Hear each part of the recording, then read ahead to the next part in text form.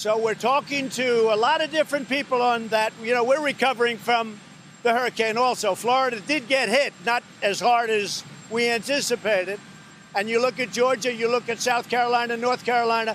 I'm going to North Carolina right now, North Carolina, to have a rally for Dan Bishop.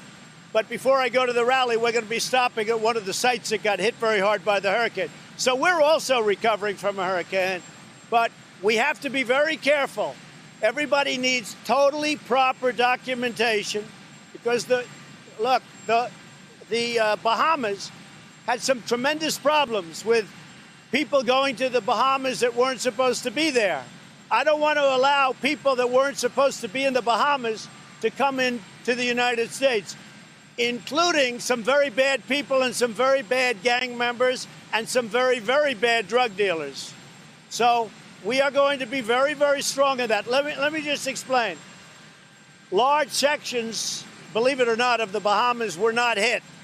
And what we're doing is bringing the people to those sections of the Bahamas that have not been hit.